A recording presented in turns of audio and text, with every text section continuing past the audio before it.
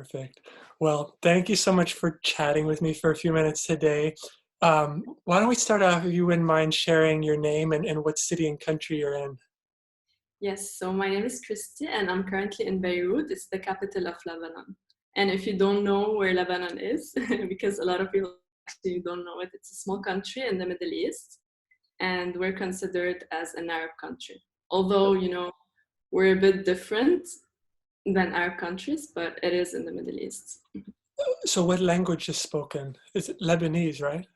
Yeah, so that's the thing about people in Lebanon. We speak three languages, and we have this thing of mixing three languages in one sentence. So if I want to say hey, for example, I say hi, kifak ça va? So hi English, and then kifak is Lebanese, and then ça va is French. So we kind of always mix between those languages, and that's like our peculiar thing, if you want to say.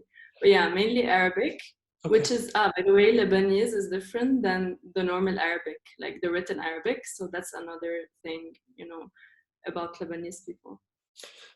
So if you go to other parts of the Middle East, can you understand people who speak Arabic? And can those people understand people who are from Lebanon? Yeah, that's the thing. So we do understand each other. We have some similarities, and it's weird because we also like have very different words. Like, for example, people in Egypt speak in really completely different words than we do, but I don't know how, somehow we all understand each other. Interesting. Huh. So similar but different. I wonder if it's like if you go to Mexico versus Spain versus South America, like it's kind of similar, but I don't know if that would be a good comparison or not. Um, I don't think it's that similar. okay, It's a bit more different okay, than, I would say, Spanish, and Latin American Spanish. I think it's a bit more different, but okay. somehow we still understand each other. What are the countries that Lebanon borders? Yeah, so we have Israel and we have Syria. Okay. And I don't know if you know, but between Lebanon and Israel, there's this, uh, war, Cold War, if you want, that's going on for like years. So we're not allowed to cross the border. And on the border, there's always like, the UN and forces that.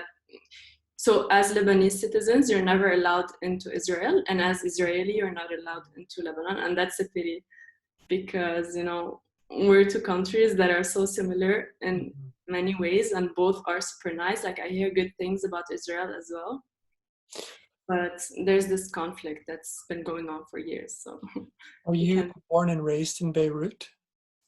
Yes, I was born and raised here. However, like, when I was doing my master's, I went to London and now I'm living in Madrid. Not now because of Corona, but, and that's a very common thing that all Lebanese do. So whenever we want to, so by the way, one fun fact is that 75% of the Lebanese population, they live outside of Lebanon, and that's very common. So Interesting. maybe, yeah, Lebanese people, whenever we want to learn more or start our careers, you have limited options here, so we all tend to travel abroad. So wherever you go in the world and whatever city, you're gonna find so many Lebanese people, more Mm, than in Beirut. interesting. Is there certain countries that are more populated with Lebanese people that they tend to go to, like maybe UK or US or something, Australia maybe, I don't know. Brazil, I think Mm, it's a big hub for Lebanese people, but also the US. We okay. have so many people in the US. London is a big hub as well. Paris, Canada. Okay. Yeah, mainly these countries, but Is it yeah. hard to leave? Like if you are 18 years old and you're wanting to go to extend your school at university somewhere, or even just to go work somewhere, is it like does the Lebanese government like say, okay, everyone's free to go, or is there any limitations on people's ability to leave the country? Yeah, so the thing that's hard for us is mainly the visas. Wherever we want to go in the world, even though it's for tourism, you have to get a visa. And the process to get a visa is long.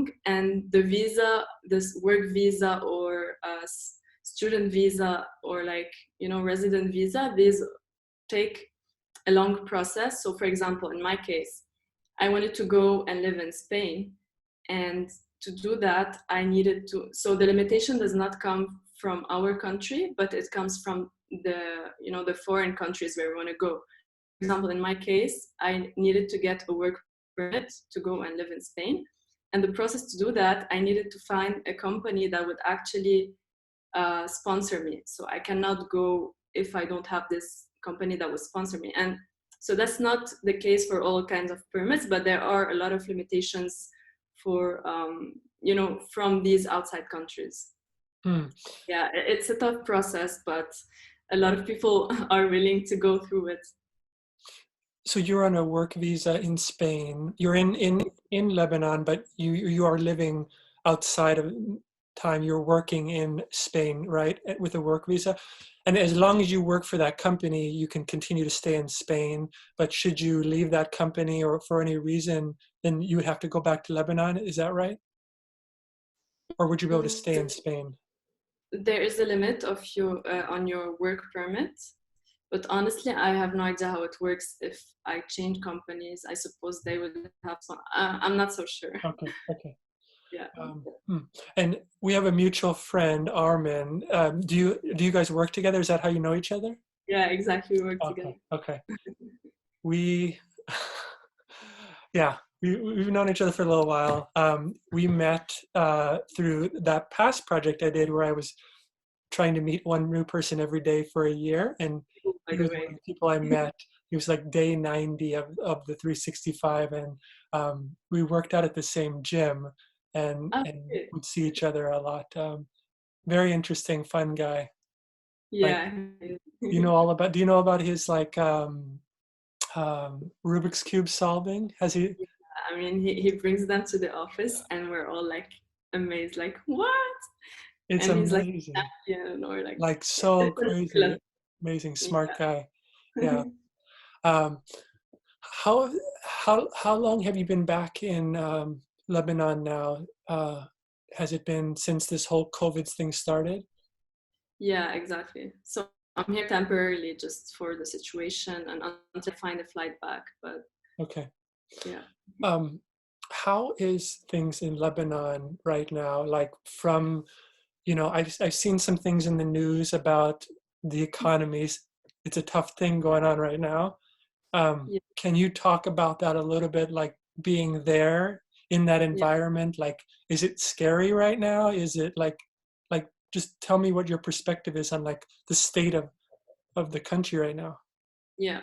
So basically the starting point, it was a long time ago because our leaders and the political system, the economical system in Lebanon, it's like super bad. And that's why like we all have this love-hate relationship with the country, because from one side it's super good, you have like amazing scenery, beaches, mountains, you can basically do whatever, the culture is super nice, the food, I mean, I think we are known mainly for our food and the culture and how people have this amazing community. But at the same time, like on the other hand, you have the political parties that are always in conflict. It causes a lot of problems. The economical situation is so bad, and that's been going on for a while. But we surpass it and we live with it. But at some point last year, so during October, there was this huge revolution that started against the political and against the government mainly. And this was documented, I think, a lot. So in the news, there was people were on the street for a month, for a month, for a month. And this revolution didn't stop.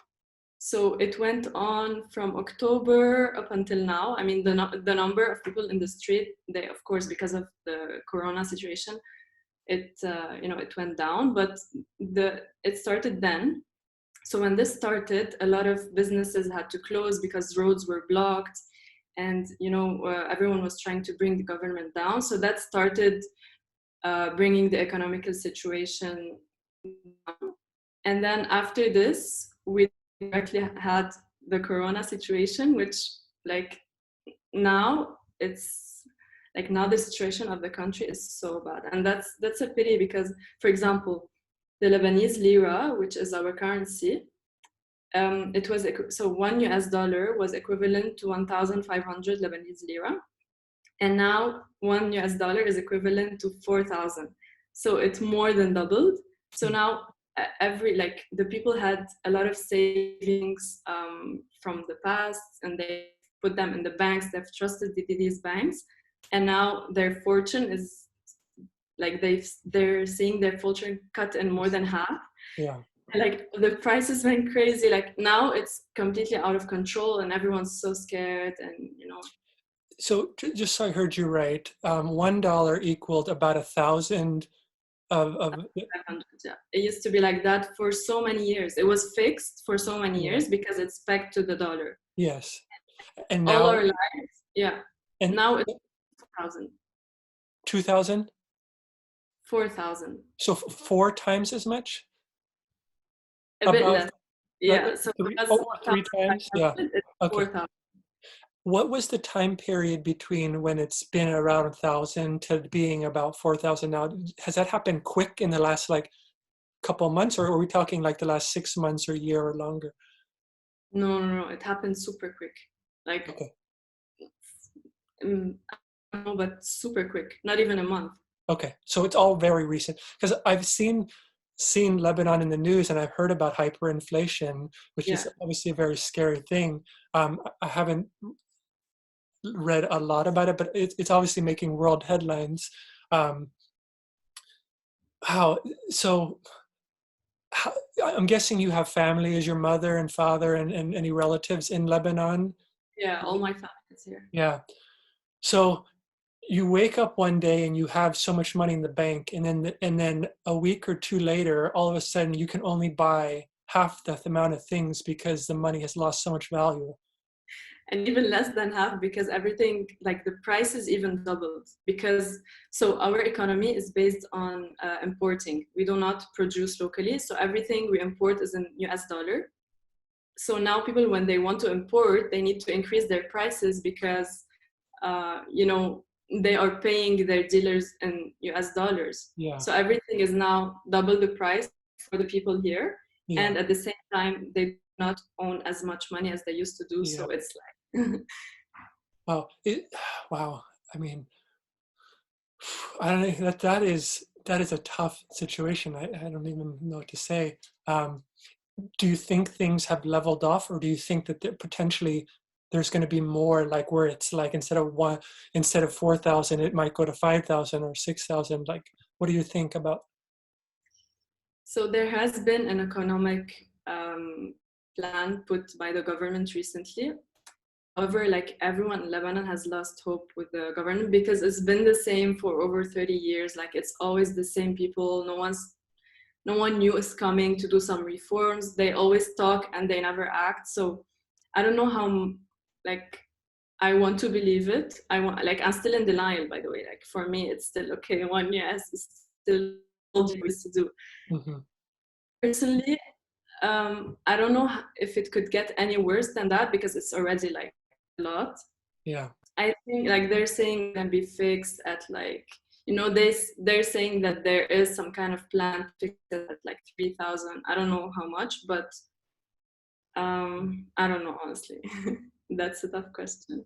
But Yeah. the good thing is that we've been through all of these things, and at the end of the day, the Lebanese people they always find a way to see the positive side and just like, for example, we make jokes about this. Like we make jokes about our situations the whole time.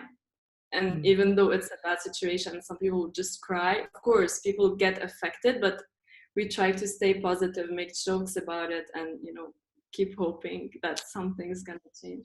That's wonderful. Has this happened before growing up in Beirut? Like when you were younger, has there been another time where it was like one US was 100 and then it went to 1,000, or has it been 1,000 for a long, long time since you were a young child? Like, have there been any situations like this in the history? Yeah. So like during my time, no, but when I asked my parents, they were like the inflation that happened at their time, it was so much. Like I When think it they was were the same young and or growing up? even, Yeah. but it happened during my parents' time, like when my parents were kids. So But since then, the the exchange rate has been the same Okay. up until now. Okay. And I asked them, like, how did you live this? They told me we weren't affected like now. I have no idea how, but apparently, like in the past, it wasn't that big of shock. I don't know why they didn't feel it that much. I guess the situation was different, but yeah, like like from what they say, are feeling it more currently than they did before. How are grocery stores? Are people buying up everything because the prices might go up the next day? Yeah. Yeah, we actually all did that. So like So does that mean grocery stores are empty? no, they're not empty, but we started having discontinuation of some of the products. For example, Nutella. I don't know if Yeah, I know Nutella. yeah, Nutella. We used to have Nutella all our life, and then suddenly there's no more Nutella in all of Lebanon. And I guess that's mainly because of the Corona situation, because countries are not exporting as much, keeping more products to their own people. But I don't know. Like we're starting to see discontinuation of some of the products, but in general, there's always a supply in Okay. supermarkets and grocery stores. Hmm. So do you keep your money in another currency? Like you work in Madrid and you're home now because of the situation, but do you keep it in the Madrid currency or US currency? Or let me just ask that first. Yeah, so in general in Lebanon, we used to use both the US dollar and the Lebanese pound. So in banks, for example, you could have an account in US dollar and then an account in Lebanese pound, and you could use both. So we also had the US banknotes and everything. In my case, like I used to have this, but now since I'm based in Spain, I have my bank account in Spain and it's in euros. So I'm not, I'm not using So anything in Lebanon. fortunately, you're Yeah, protected in this situation. yeah, Yeah. the Lebanon, I must say. Um, what about like other assets like protection of like gold or even like I don't know if you're familiar with like Bitcoin, which is like a digital currency. Like, do people in Lebanon try to put assets in like I don't know if real estate is a good thing if that inflates as well or like gold or anything, but like as a hedge of protection against inflating. Is that a thing? Yeah, so the main thing is buying land and properties, Okay. and that's mainly how rich people try to make their, Protect. I don't know, Yeah. like make their money escape. By buying when this happened, they tried to buy land. For example, they bought expensive cars. So mainly it's real estate and even real estate in other countries. For example, now I'm receiving an advertising on Instagram, buy your property in Cyprus and pay in Lebanon. So they try to buy properties and land in Lebanon and outside of Lebanon. Okay. So basically trying to unload the currency to get some asset that will then appreciate in price to Yeah. protect the value of their resources, but mainly through land Yeah. purchasing, it sounds like. Yeah. Okay. Mm.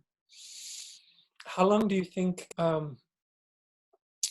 how long do you think you'll be back home now before it'll be okay? Do you have any idea when you may be going back to Spain? Yeah, as soon as airports open. Okay, so all airports are shut down currently? Yeah, we have one airport, which is Beirut airport, and as soon as it opened, because right now there are no flights, there are only flights to repatriate Lebanese people. But as soon as the airport opens, I'm gonna go back to Madrid. Are you allowed to go out of the house?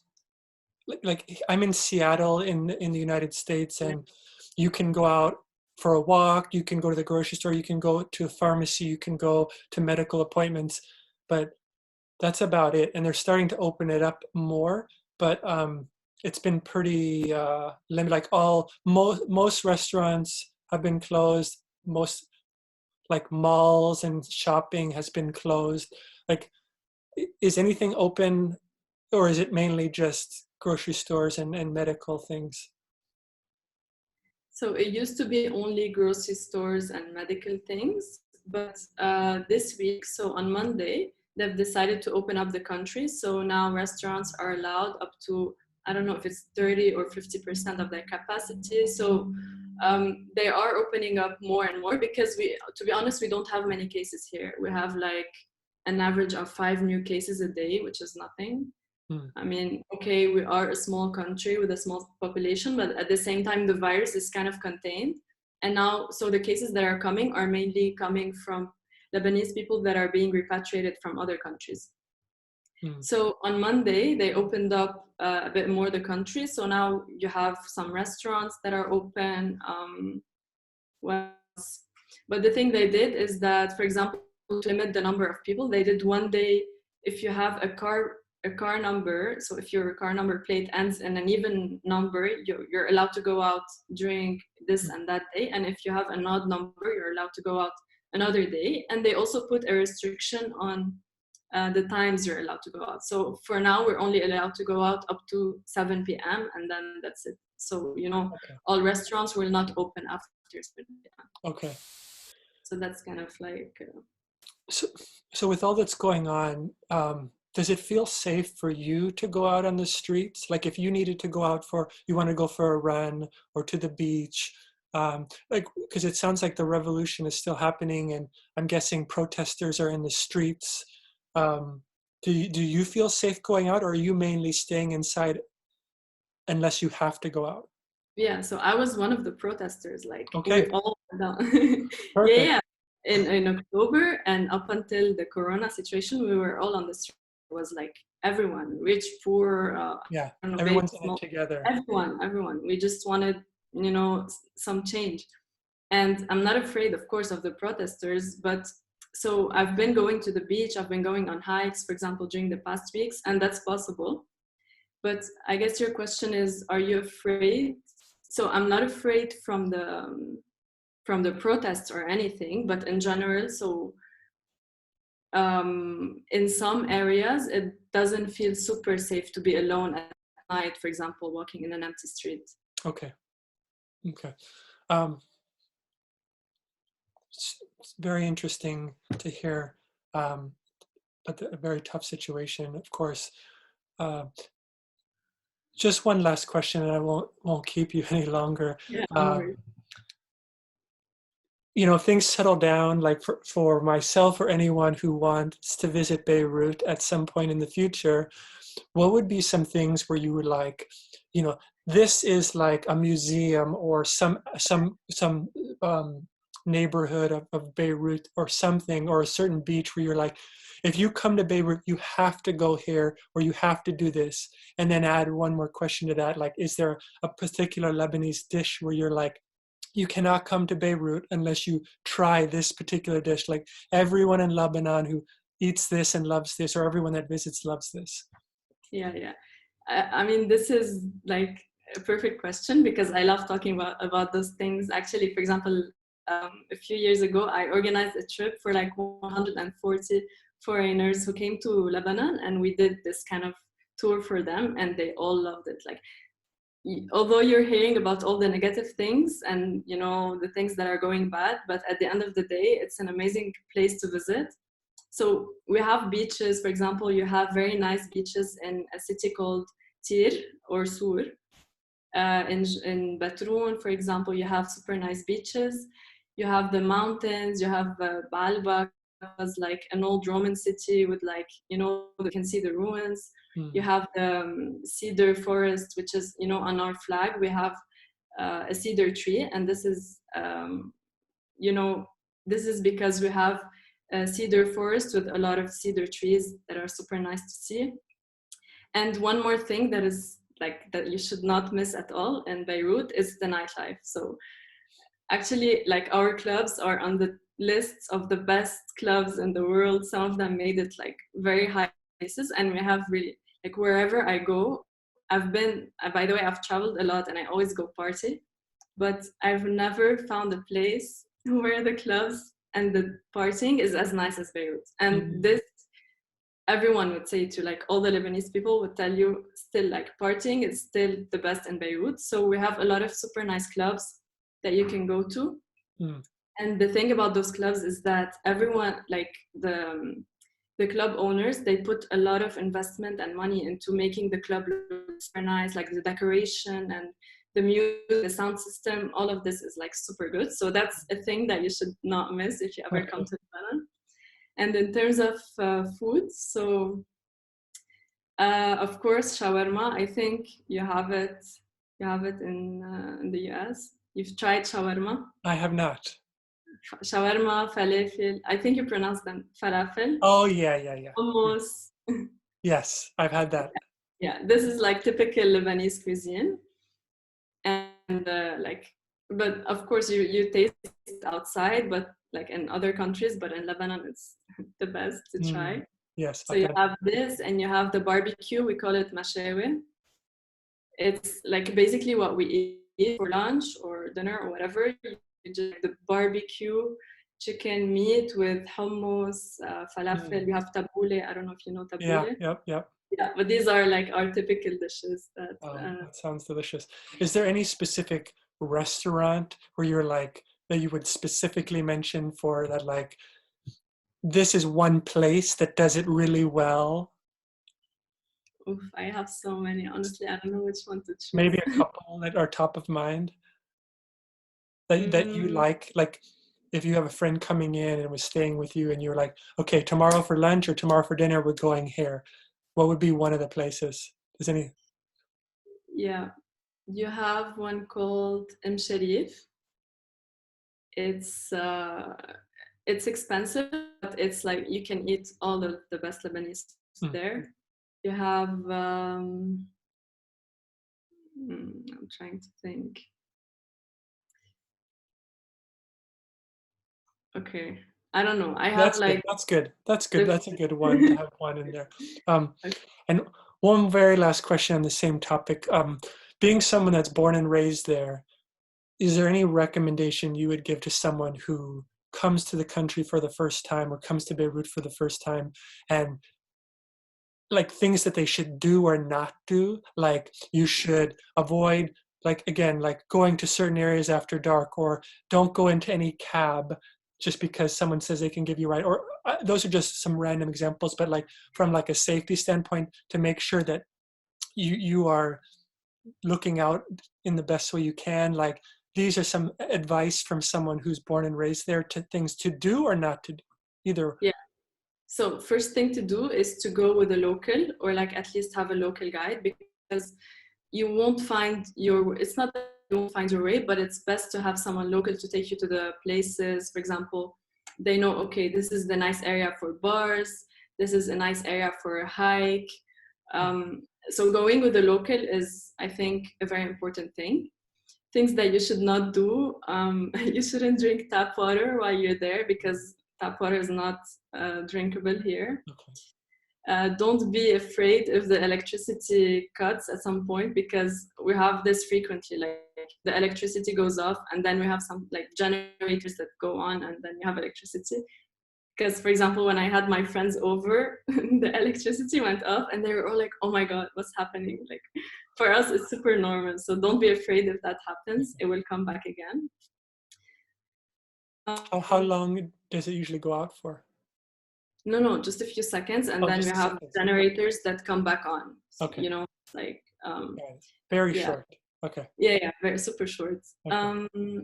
What else don't do? So in terms of safety, it is safe to go out, you know, in a cab or whatever. Of course, there are certain areas that are less safe. It depends on, but whenever you're gonna go out as a tourist, you're not gonna go to those areas. So it's safe in general. That's why I'm saying like be with a local, because they know, okay, this is an area for partying. You're gonna be there anyway. That's an area for like a hike. That's a known city, a known monument. These places are super safe. There's nothing to worry about. Like the places that are a bit far or on the border maybe, or you know, these places that you're never gonna get to anyway. So no worries about that. Is the Beirut airport close to the city, or you know, like in Seattle, the airport's about 30 minutes away? Is it like is it a long drive, or is it right in the city? No, it's super close. It's like 20 Okay. minutes max. Okay. Cool. Interesting. Yeah, Well, it's close. thank you so much for sharing. I Thank enjoyed you this for a lot. Like, I'm sorry that it's a tough situation that's happening in the country, but hearing your perspective is incredibly wonderful to hear. I having. hope the airport opens up soon so you can get back Thank to your you. Yeah. current home in Madrid. But thank you again for taking a few minutes and just chatting with me. Hopefully you enjoyed it. Yeah, it was super nice, and really like the idea that you're doing. It's super fun, and I think like a lot of people are gonna love it. Well, Thank you for I'm that, so and thank happy you. you were a part of it, and hope it looks like it's nighttime there. So I'm not going to say have a great day because it's probably over. What time is it there now? It's nine Okay, 50. okay. So not too late. It's 11:15 in the morning in Seattle. So morning time here. But well, thank you again, and we'll have to stay in touch at least through Instagram or something like that. Thank you. Have a Okay. great day. Bye bye. Bye.